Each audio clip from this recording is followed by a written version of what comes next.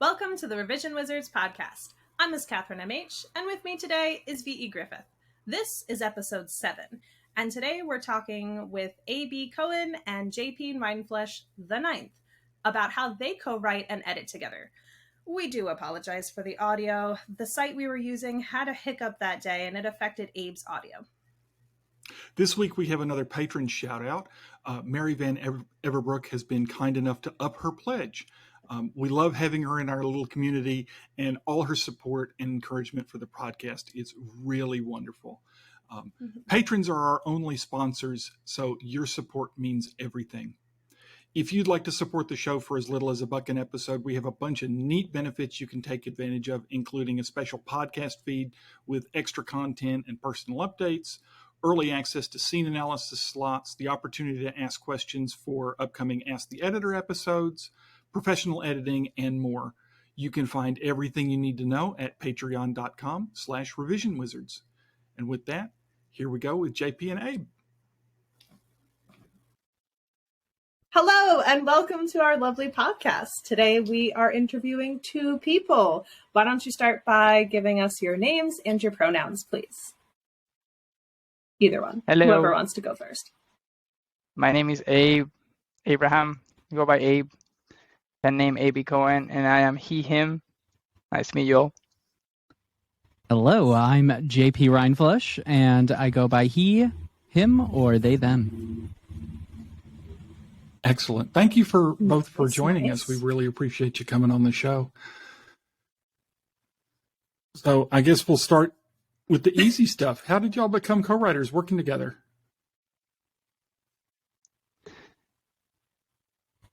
Sure, I'll tell the fun story. So if we can roll back the clock to a wonderful year known as 2020, but in January, before all insanity ensued, we joined the J. Thorne and Zach Bohannon Authors on a Train 2020.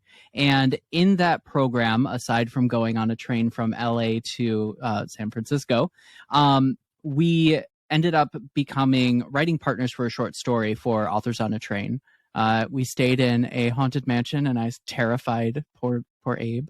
And we wrote a fun little horror short story, and we clicked instantly and decided that we wanted to write some more stuff. Yeah. Okay, how did you scare him? I want to freaky. know. Oh, I can tell you that for sure. Yes, please. So as you walk into this mansion, it's already pretty creepy, and it was like 7 p.m. So it was already kind of creepy, very dark, whatever. And then we enter, and I see JP spinning. He just starts spinning as he was walking slowly, and I'm like, well, and remember, I met these dude like 2 days ago, and I go like, what are you doing? He's like, I'm just feeling the energies. And I'm like, what energies? What are you talking about? And so that's how we introduced each other. Like it was interesting. And then we were supposed to sleep in a room. We ended up sleeping in the attic because JP said, fine, yeah, we can sleep in the attic. And I was like, no, we cannot. But he decided that we were gonna sleep in the attic, and it was pretty terrifying. I have a picture, and Yes. it's creepy. So as part of Authors on a Train, we ended up at a mansion with about 15 or so authors, and we kind of all worked together. We were there for about 2 days. The mansion had a lot of history to it. It was fun, a fun place to be. Creepy. So how does collaborating work for you guys? Do you collaborate on the ideas together? Is it you have an idea and he has to just deal with it, or vice versa? How do you guys work together? Honestly, this is gonna sound weird, but I feel like we have very similar brains, and when we put the two brains together, they just click. So from the very, very beginning, whenever we start, we do everything that we can together. We brainstorm the initial idea, we debate on it, and we have these. It's sort of like a healthy competition where like I have an idea, and then he grabs that idea and pushes a little bit farther, and then I push it a little bit farther than that, and we push each other's boundaries a lot in the best way possible. So I think it's just very intuitive, and we are always open to communication, and just like it's like an open channel communication every day of the week at odd hours as well. I would just message him and be like, hey, I have an idea, and then I just vomit an idea, and he would just respond the next day. Yeah, and be like, hey, stop messaging so late. Yeah. Yeah, and a lot of the time, if we ever come to a situation where someone feels strongly about a topic, usually, depending on, as long as the story, like, it all comes back to, is the story going to benefit from this? And usually it will. And so, the other party's like, yeah, fine, we'll go with this direction. And we've never run into something that was like so detrimental that it like ruined our friendship. So I would say whatever we're doing works. It sounds like it. I mean, if he stayed through the attic. It's true. Maybe he's possessed, but maybe that was the goal all along. Yeah, he told me this thing. He told me that like a year and a half later, he was like, yeah, there was these like dark shadows standing next to your bed. And I'm like, what? What? And we write a lot of horror and dark fantasy together, but I'm a scary cat. You tell me that, and I'm not gonna be able to sleep. And also, I've been dealing with weird things happening in my life for a while. So him being partially a medium that sees things, just it's the cherry on top of my cake, I guess, or whatever you call it, ice cream. I don't speak English. You get it. I will say, our short story revolved around the mansion we stayed in with a demon that lived in the attic. So do with that what you will. Yep. So how much are you writing together? Are you just doing novels? Are you planning a villa, or where are we going? We are building an empire. That's the best way to describe it. What do you think, JP? Does that sum it up? Sure. So together so far we've written and published 4 short stories within our world. 2 of those short stories we wrote separately, but then edited each other's work. We've published 1 single book in about 6 to 9 book series. We've written up to 3 of those books, and Abe is currently working on the 4th book at the moment. And we have bits and bobs of this story world that we've created that we want to continuously make. So we have a plan for, I think, the next 5 years, with at least 2 to 3 stories coming out within the story world. So more or less, it's going to be novels. We still love the little side quests, little short stories here and there, but I would say mostly novels. How do you keep track of everything? Do you keep a story Bible, or is it all in Notion, or do you just keep it in your head and hope for the best? Yeah. Are you pantsers? I think we use Google Drive. It's a mess. It's a mess. I organized it. I try. It's better because of you. Thank you. I'll take that. Okay, I'll appreciate that. Yeah. No, we just use Google Drive. I think it's a very good tool. It's free, convenient, and I mean, things start to become outdated, of course, but funnily enough, a lot of the things just stick in our brains pretty well. But we do have like a magic system set up that we follow there, and we have very defined rules and things like that. And in fact, the first draft and the outline, which are like the beginning of our process, happened in Google Drive, and then we move it into Word. But that way, both of us have full access to it and can add comments and things like that. So it becomes very interactive a very interactive process. So nice. So with just that, like I'm picturing one of you's writing a chapter and then the other person's writing another chapter. How do you write together? Or do you So not? what usually, or I guess what happens now, is Abe is the first drafter. He now currently writes the outline, and then I'll go in and I'll add some comments in there, and we'll kind of spruce it up so that we both are like, yeah, this is the right trajectory that we want to go. He'll write the first draft, then I'll go through it and I'll make edits, and kind of add in whatever voice that's like our cumulative voice to the piece. And then we'll send it off to get whatever edits. And we kind of do this little back and forth about two to three more times so that we can get beta readers in there, so that we can get another line edit in there before we get it to the proofreader. And that process has worked out really well. We're still learning some of the bits and pieces so that we can get a little faster. But I would say that that's the best method. I mean, that's the method that I use with like Jeff Elkins with Vela that I use, where he's the first drafter for all these episodes, unless something comes up in which I need to first draft.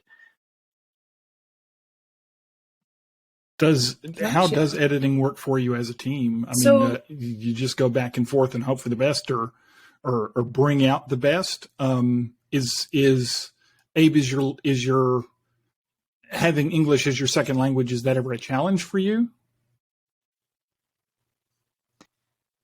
I think it's more of a challenge for JP because he has to edit it. But yeah, no, I mean, I've lived in this country for 10 years, so I have I feel confident enough of putting out draft with pretty decent grammar, punctuation, things like that. But we'll have certain moments where like just the language barrier or the difference in backgrounds will hit. Like, for example, there was this one time that I was editing book one, and JP said, like there's dialogue and this character goes, "Your dad is gonna sleep in the doghouse," and we never drafted in a dog, and I just marked a huge comment like, when are we adding a dog? What's the name? What's his breed? We need to figure these out. Like, is the dog going to live? Is the dog going to die? I don't think killing a dog. Like, I put all these comments, and then he's just like, it's just an expression. It's just a slang. And I was like, oh, okay, so we don't have a dog. Okay. But so things like that are going to happen. I think they're more anecdotal than anything. It's fun. But from a bigger picture, we have, before we started writing the first book, we had at least 3 months of just back and forth and just trying to have a bird's eye view of where we wanted the story to go. And as we wrote, we refined the story, but we've also refined our process. At the beginning, I was mostly just a first drafter. Now besides the outline and first draft, I also try to do at least one. I take one round of edits, but yeah, we try to keep it as even as possible, because that way we both make sure that our voices there, our joint voices there, but also it helps me keep track of what's going on for the future drafts that I'm going to write. So yeah, I would say having Abe go through it after I make some of the edits has really helped, because there are some like United States Midwestern colloquialisms that I'm very used to, and then he'll highlight them. So it's not only just the doghouse, but it's a couple other things. And we do want this to reach a broader audience. So it is really helpful having someone who doesn't have English as their primary language or isn't from the same region as you, looking over your work and being like, I don't know what this means 100%. And, in my head, I'm like, everyone knows what this means. Having that so that you're able to reach that kind of worldwide audience by just rephrasing it, making it something easier for people to understand is super duper helpful. And then as Abe was kind of leading on there, we've come to realize that as Abe is first drafting, and that's why he starts to come back and edit, is if he goes too far out in the drafting stage and I'm making big edits, he doesn't know what's happening. So he has to come back. And that's why we've kind of realized that about 3 3 novels ahead is the max before he needs to come back and see what's happened, what's changed. So that was something that we more recently learned, but it's been really useful. Yeah. Oh, that's cool. Yeah, and I would say, just to add a little bit to that as well, is it's a learning process. Like we just trashed like 60,000 words of our book 4 because it was like, yeah, whoopsies. It's all a mess compared, because I had to go back and edit things. But I would also say that co-working with someone who does speak English, who's as talented as JP, allows me to let loose a little bit more, because I'm not as self-conscious about when I'm writing something. You know, I'm more of a, I'm just gonna write these and then JP is gonna be able to fix it. I don't, like it's kind of like he knows what I mean, and I just send it his way. So it definitely it gives me a lot of freedom to work with him and in his talents. So it's cool. You're talented as well. How long do you think it takes from I have the idea, we've hashed out some stuff, and now I start writing the draft till, hey, it's finished?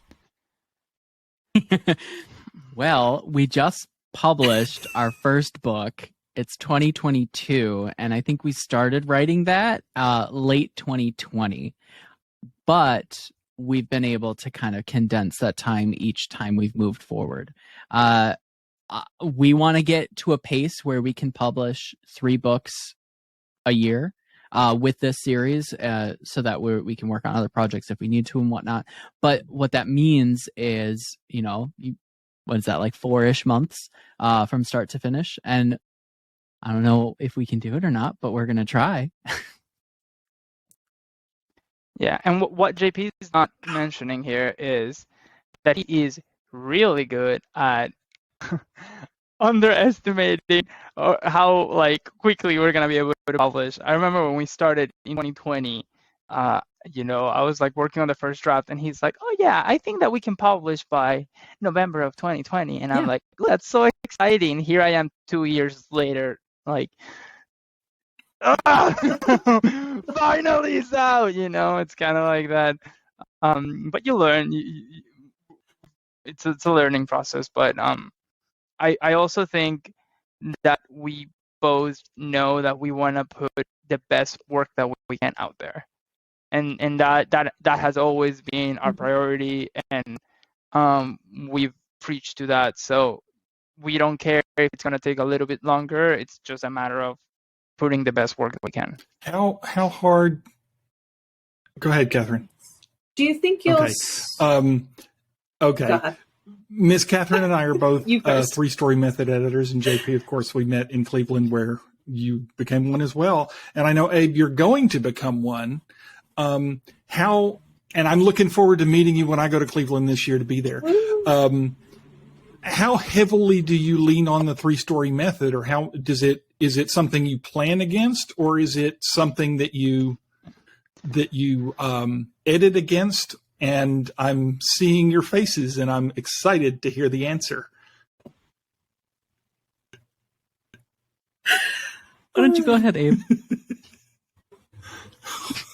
Sure. 3-story method is our bread and butter. It's literally, it has given us the Bible that we use to write everything that we write together. It's a very self-intuitive process. I think that it yields very fast-paced books, very moving books that focus a lot on character choice and character growth. So we use it tremendously.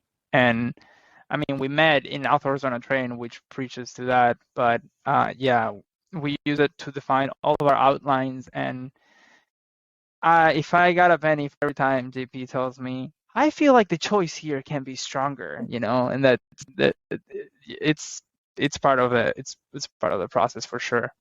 Yes, agreed.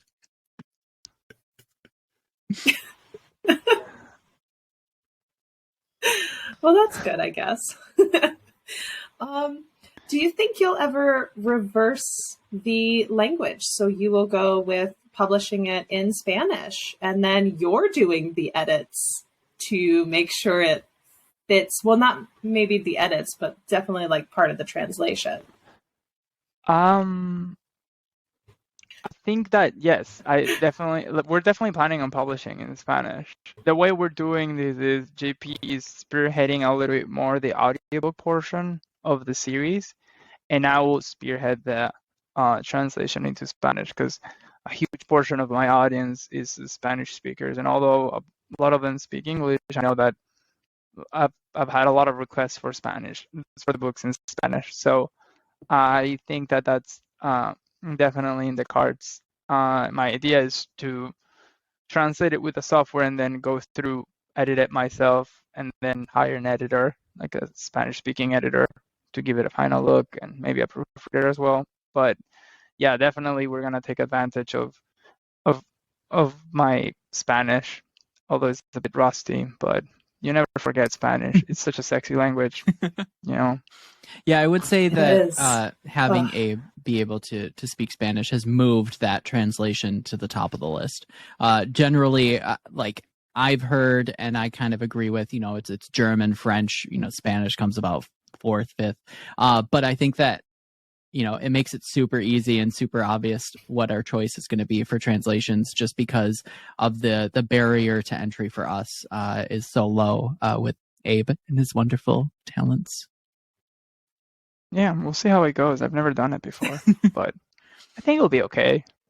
I think so. Hopefully. We don't have any doghouse expressions, so I'm going to have to figure that one out. Good luck. But we'll see. I might just create a dog for the Spanish version. But you'll have to get a new cover then, too. Maybe. It all depends. Depends on the destiny of the dog. We'll see. Okay, I'm gonna stop because I don't want to start talking about murdering dogs. It's a joke. Okay, me and JP have very dark Maybe humor. the dog just runs away. He says this. He has dark humor. Maybe the dog's the demon. The demon in the attic is the dog. Maybe. Full circle. Full circle, JP.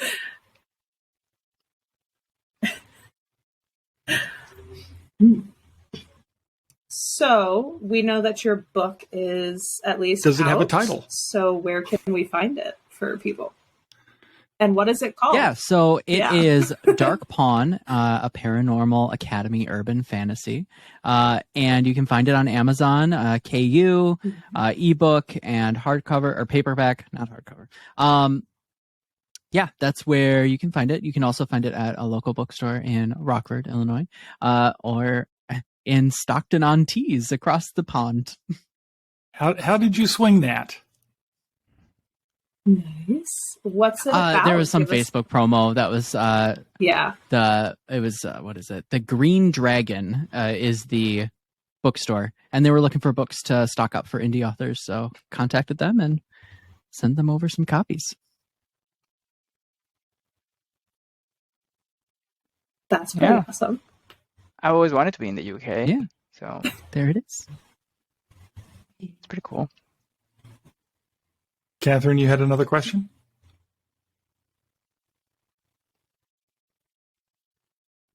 Yeah, I was just going to ask, what is the book about?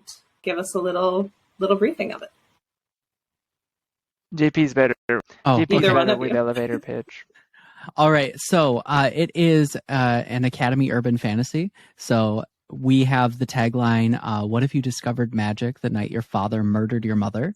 And it's really a story about a person discovering their magical gifts that they may or may not have had beforehand, and having to deal with the trauma of such a terrible start to their discovery of magic.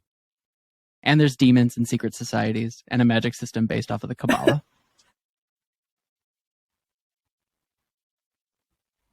Yeah. Just a few little things. Little cookies to throw for in you. Chailing. I will agree that was a great elevator pitch. I'm kind of curious to hear what Abe's elevator pitch was, Dios though.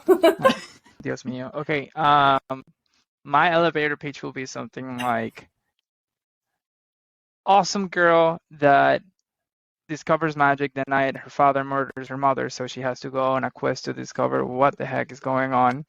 Meanwhile, she's trying to learn her powers, which revolved around Jewish Kabbalah, and yeah, she's brought into this dark secret society where she doesn't really know who to trust and who she shouldn't trust, so she better watch out. Was that okay? And I am still finding That's not bad either. One of my favorite things about this series is that Abe is Jewish and I'm more on the occulty side of things, and we were able to kind of find this common ground among the Kabbalah, and it's really fun being able to represent a Jewish main protagonist, because I don't really see that often. So it's been really fun kind of talking with Abe and kind of pushing him to bring this character and have their religion be a part of them in some form or another within this story. It's been really fun. Yeah, I that sounds really cool. I would agree that also that I love that JP was cool with me just putting Judaism as part of her identity, and Leah, her name is Leah Ackerman, so yeah, very Jewish. But yeah, like I do love that JP was cool with us going with the Jewish protagonist route, because it's not something that you're used to seeing. You don't see a lot of urban fantasy books that follow a Jewish character, and it gives for two things. It allows to explore what Judaism is, not just as a religion but as an identity, but also how that identity affects your decisions moving through these rocky plot that we built for her. But I also would add that I know that JP loves to write queer, and it's also a part of his identity. So we've made it a point to make sure that we include characters from the LGBTQ plus community, and just we love people. Honestly, it's the best way to put it. Like, we just love how people with different backgrounds, different identities come together and bring different perspectives to the table. So like, we've always felt very strongly about about them just being a part of Leah's journey. So it's been an awesome experience to create all these characters with your backgrounds and just roll it out, and yeah, it's very refreshing. I would say I love when I'm writing a first draft now and waking up. It's like I wake up to hang out with all these cool people that I usually wouldn't be exposed to. So it's awesome. All right. So where can our listeners find you guys?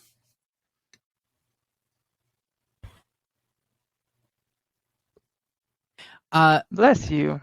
What? Am I not supposed to say bless you in a podcast? I'm sorry. How dare you? I saw you sneezing, so I said bless you. That's fine. We curse on the podcast. Okay, so you can find me at jprindfleischix.com. IX is for the 9th, which I am. And you can also find me on Serial Fiction Show. It's a podcast about serial fiction, serialfictionshow.com. And also Right Away Podcast, which is a show about writing craft and witchy topics. Yeah, and you can find me at abcohenwrites.com with an S at the end, abcohenwrites.com. And also on Instagram, abcohenwrites. You can put a.b.cohenwrites. Sounds fun. And yeah, love to hear from you followers. And yeah, I hope everyone joins us in this torture of a plot that we created for our characters. Should be fun. Am I being too dark? I feel like I'm being too dark. It's a dark urban fantasy. You're fine. No. It is a dark urban fantasy. It sounds good to me. It's acceptable. Thank you very much. We appreciate it. Yes, Well, thank you for having us all on. for joining us.